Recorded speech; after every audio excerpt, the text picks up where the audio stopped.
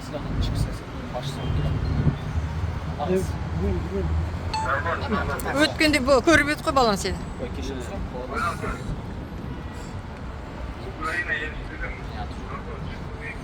Қараңыз, сіз бүгін қаулы бастапсыз. Осы сізге қаулыда отказ берілді. Міне қала әкімшілігінің текстімен таныссаңыз. Көрдіңіз, ой, таныссыз ой. Танысқан жоқпын, білмеймін. Бірінші қараңыз. Екіншіден, Кешірім сұрап жоқ, кешіріңіз. Екіншіден, мен алған жоқпын, ол бір. Екіншіден, не алдыңыз, кешіріңіз? алған жоқпын, отказ бердім. Екіншіден, хабарламаға отказ берілмейді, заңда көрсетілгендей, мен өзімнің құқығымды, өзімнің намысымды, өзімнің Одиночный пикет бұл, митинг емес. Так что президенттің өзінің сөзі де бар. Ешқандай не. Мына қаулыға таныссаңыз, осы жерде қаулыда көрсетілді ғой, қай заңға сәйкес. Мен қаулыны одиночный біріншіден оқыған жоқпын. Менің хабарламам бар, мен сіздерге бердім. Лұқсат Қаулыны оқыдық. Мен өзімнің құқығымды қорғау үшін, мен ана жыл алдында 27 мамырда мен осында келгенмін. Сонда мына балалардың бәрі ана ол 16 подъездге барайық деп 16 подъездге барғанбыз. Содан кейін мен бір-екі күннен кейін Жасанбай президенті көмекшісі қабылдаған. Ал енді мен тағы да айтып өтемін. Біріншіден маған бұрынғы аудан әкімі Әбдіхан зорлық-зомбылық көрсетті. Маған былтыр неған түнде шабуыл жасалды. Ол бір. Екінші рет мені былтыр 5 сағатқа сол Әбдіхановтың Бидаевтың тапсырмасымен мені 5 сағатқа опорный пунктте ұстап отырды. Осы күнге дейін бірде-бір адам маған не үшін ұстап отырды? Мен сол кезде айтсам, мен кінәлі болатын болсам, мені қамаңдар. Мына жерде не үшін ұстап отырды? Бірде-бір адам жауап бермейді. Сол мәселемен келдім. Ал қылмыстық іс ашылды. Мені түнгі сағат 2:30-да өлтіріп кете жаздады. Тамағына пышақ тастап. Сонда дәрігер хирург айтты, травматолог, аға, Құдай сақтап сіз тірі қалдыңыз. Тура тамырдың үстіне пышақ салынған. Мен өзім кезінде әскерде болғаныма байланысты кішкене айла тәсілдерді біліп аман қалдым мен. Мен сол кезде егер мен жай адам болатын болсам, мен сіздердің алдыларыңызда бүйтіп тұрмас едім.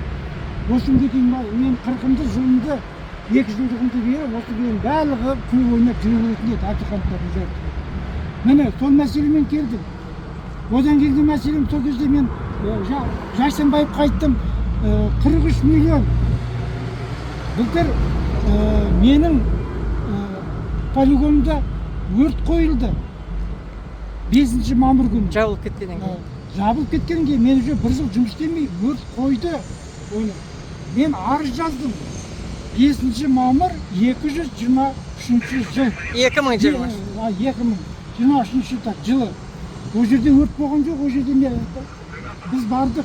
Мен арыз жаздым. Қылмыстық іс ашылды. Өртке байланысты қалтақана қойылған. Мен дәлелдемелерді бердім. Ол қылмыстық іс қаралған жоқ, архивке жіберілді. Ана жолы мен келгенде осы мәселені көтердім. Неге қылмыстық өртке байланысты қылмыстық іс неге жүргізілмей жатыр? Жасанбаев тыңдады. Сонда облыс әкімінің орынбасары сонда Жасанбаев айтты, көкелер сендер мына мұсырға байланысты, полигонға байланысты бұзып жабылып кетіп еді ғой, қолын былай көрсетті. Сендер немене мына ақсақалды бізге жіберіп отырсыздар қайта деп. Сонда Нұржан За круглым столом өздері шешпейсіңдер ме? Ана облыстың орынбасары соны көреді деді. 2 гектар 43 миллион қайдан шықты? 43 миллион. Тоқта мен айтып кетейін енді. 43 миллион. Сіздер доказать тыңдамайсыздар. 43 миллион топырақ төгілді деді. Ал сол топырақ төгілді деген жер қазылып кеткен, оны бізде сөйлетіп. Ал енді мына кісіні сотқа шақырмай, бірінші сотта сәуірде болады. Бұл кісі Москвада сот жасайды. Екінші сот 10 мамырда болады. Бұл кісі Қырғызстанда іс-шарамен жүреді. тағы да шақырылмайды. Прокурордың 43 қатысы. миллионды мына кісінің мойнына іліп қояды. Біз ана күні Резервный фондтан жұмсалған резервный ақша. фондтан жұмсадық деп. Ана күні тергеушілер бар, аға мына жерге төгілген топырақ қайда дейді. Мен айтамын, мен сендерді осында алып келдік. Сыбайлас жемқорлыққа мен 3 рет жаздым. Тексеріңдер мынаны тексеріңдер, мына қайда кетті? 43 миллион. Егер мен кінәлі болып, маған беріп ақшаны, мен қол қойып ақшаны алып, сосын мен төгілмей әкім беріп, аға мына топырақ қайда мына 43 миллионға? Неге төкпесін десем, онда мен жауап беремін ол үшін. Ал мен неге төгілмеген топыраққа, олардың үшін жеп қойған топырағына мен неге резервный фондтан? Мен қаржыгермін. Резервный фондтан, резервный фонд деген өрт болғанда, тасқын болғанда, барлық сондай уақыттарда жұмсалатын ақша. А почему резервный фондтан? Егер сол жерде төгілген күннің өзінде мына кісі неге төгілген? Ол бір, екіншіден ол жерге топырақ төгілген, соны келеді де, енді осы қазір біз кассацияға жаздық. Бұрын төгілгенде. Біз кассацияға жаздық. Апелляцияға. Аудан әкімінің соты шешімі дұрыс емес.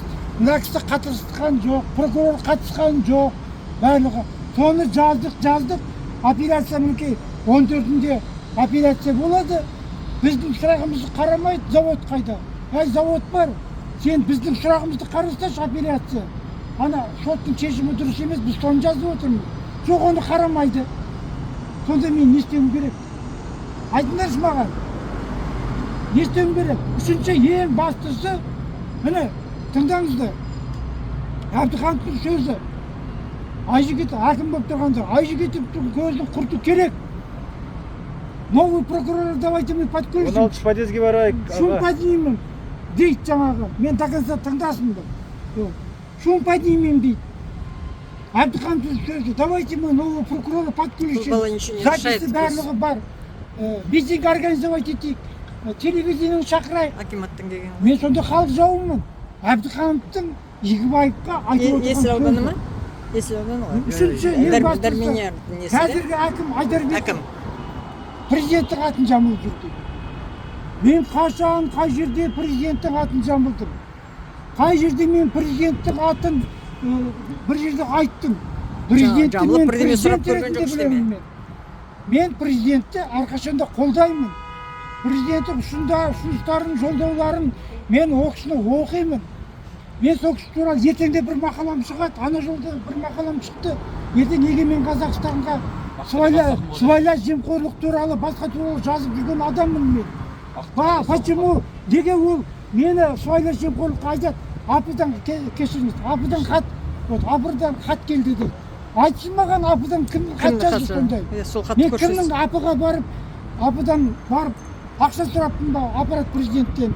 Мені кітабымды шығарып бер деппін ба? Балама жұмыс сұраппын ба? Жер сұрадық па, квартира сұрадық. Мен тек қана президент. Біз әкімге де кіріп ештеңе сұрап көрмеген адамдармыз. Егер президент, жоқ, тыңдаңыз. Жоқ, мен кесілмеймін. Президент егер еститін болса, осындай допускать етпейтін еді.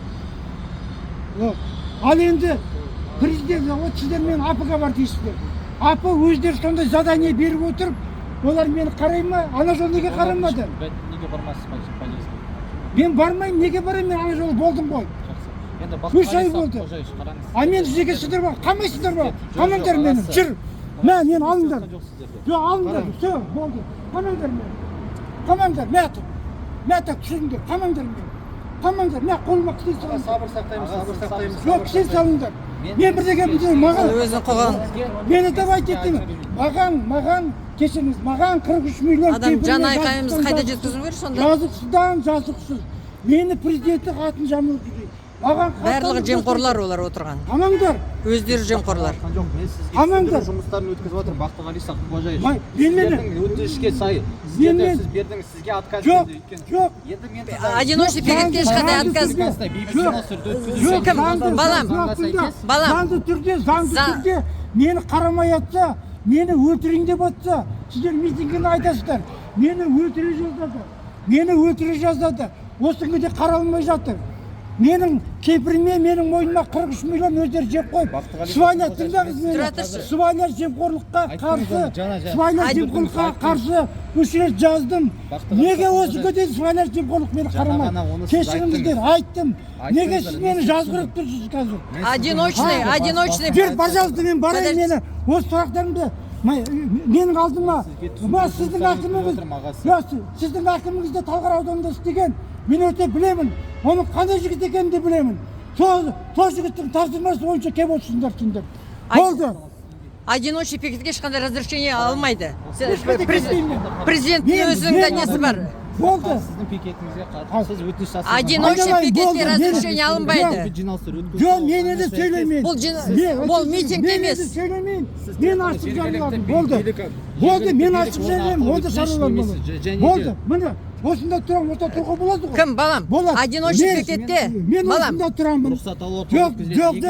жоқ рұқсат сендер ешқашан бермейсіңдер потому что менің намысым менің намысымды сіздер қорғамай разрешение надо президенттің өзінің сөзі бар соның тартыңдар қамаңдар мені менің намысымды мені өлтірейін деп жатыр мені президенттің атын жамылды деп жатыр ал енді мені немізге 43 миллионды керек жоқ маған ешқандай мен уже үшінші рет келіп тұрмын осында ана жолда 16 подъездге деді қайсы 16 подъездін шешкені өзің алып бардың ғой осында потому что сенің әкіміңе ана Айдарбеков звондап қойып отыр оның бәрін мен біліп отырмын сенің одиночный пикетте балам әкіміңе білесің сен төбелесейін ай балам сен тағы да айтамын ай балам сен Айдарбеков төбелесейін деп тұрған бала сияқты ғой тұра айжігітіп барады төбелесейін деп тұрсың ба жоқ төбелесейін деп тұрсың ба сенің әкіміңе немене енді прям немене прям сенің әкіміңе Айдарбеков звондап қойды ол Талғарда істеген кезінде ана айжігіттігі шалбарат көзін құртыңдар деп ал құртыңдар мені жұмыстарын өткіздім одиночный пикетке одиночный пикетке разрешение алмайды осында тұрамын мен не обязательно мен ашық жарамын болды президенттің өзінің несі бар сондай сөзі бар одиночный пикетке ешқандай бірдеме ештеме бүлдірмесе қоғамдық ештемеге зиян келтірмесе болды одиночный пикет бұл не емес митинг емес ана митинг ұйымдастырған нелерде жүр ғой акиматта жұмыс істеп жүр митинг ұйымдастырған замдар жүр әне жұмыс істеп оларға ешқандай ештеме қаралмайды мені боқтап отыр ана неге соларды қамамайсыңдар ешқандай жұмыс шешпейді енді қолдан келгенше ғой рахмет жоқ мен сізді кінәлап тұрған жоқпын рахмет қалайсыздар аманшылық па қашан келдіңіз мұнда қазір ешкім осында тұр дейді обычно мұнда барады келетін едіңіз ғой енді мен енді сондай халға жеткізді ереке ана жолы рахмет сіз анау Жайсанбаевқа кіргіздіңіз Жайсанбаев тапсырма берді 3 ай өтті а қазір мен ойлап отырмын Жайсанбаев наверное мен шығып кеткеннен кейін қайтадан задание басқаша жоқ ондай жоқ қой шалмен келіп жоқ тыңдаңыз шалмен кейін бірде біз алдап нетіп тастадық енді өздеріңіз бір сұрақ невозможно мына кісінің 43 миллион қараңызшы апелляцияға бердік бұл заңмен келе жатыр апелляцияға бердік апелляция ана күні 14-інде болды апелляцияда біздің заявлениемізді қалдырмайды суд не қайтарды акиматтың несі қарап отыр несі қайтады завод қайтады завод бар керек болса міне тұр менде көрсетемін мені сотқа қатыстырған жоқ шығарып жіберді мына кісінің атына арыз жазылған дейді ал енді сол бола ма сотқа жаздым қазір әкім әрекетіне ма жоқ анау өсіріп полигон бойынша ол да бар қастандық маған қастандық та бар мені 5 сағатқа қамағаны бар ана мен ана күнде барып айттым сол кезде кінәлі болсам неге қамап тастады қазірде мыналарға айтып отырмын мен кінәсі болсам алып барыңдар жауып түсіңдер сөз ал енді бұл қалай осы бірде бір сұрақ шешіліп аға енді 43 миллионды мына кісінің бойына іліп қойды 43 миллион сот па сот жазып резервный фонд акиматтың резервный фондтан төлеген мына кісі қатыспаған вообще Москвада жүрген одан кейін екінші сот болады бірінші сотта оны жасай алмайды екінші сот болады бұл кісі біз 10 мамырда Қырғызстанда жүрміз іс-шара сол күні 2 сағат бұрын не жібереді, сағат 5-те сот палатасы. Еговқа 40 миллионды осы кісі. 43 Ал енді миллион. тергеушілер бар, тергеу жүріп жатыр. Өртке байланысты оны қарамаған, қазір қаратып жатырмыз. Және күні Жайсанбаевтың бірақ сұраған МВД-ға берген, соны қарап жатыр қазір. Ассалаумағалейкум қазақ елі. Мен міне Ақорданың алдына тағы келдім. 27-28 мамырда тура осы жерде тұрған. Онда президент тапсырмасы бойынша президент көмекшісі Жайсанбаев қабылдап, уәдені үйіп төгіп, міне 3 ай болды. Ешқандай айтқан облыстың әкімінің орынбасарына, аудан әкіміне айтқан нәрселерінің барлығы ешқандай орындалған жоқ. Міне мен бүгін тағы да келдім.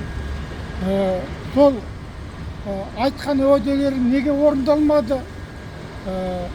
Мен осы күнге дейін аудан әкімі, бұрынғы аудан әкімі Әбдіхановтан, одан кейін қазіргі аудан әкімі Айдарбековтен қысым көрсетіп жатқан адамның міне айтқан нәрселер орындалмаған шығар. Мен бүгін тағы да бүгін 22 тамыз қазір президенттік қабылдауына кірісіңдер деп тағы келіп тұрмын.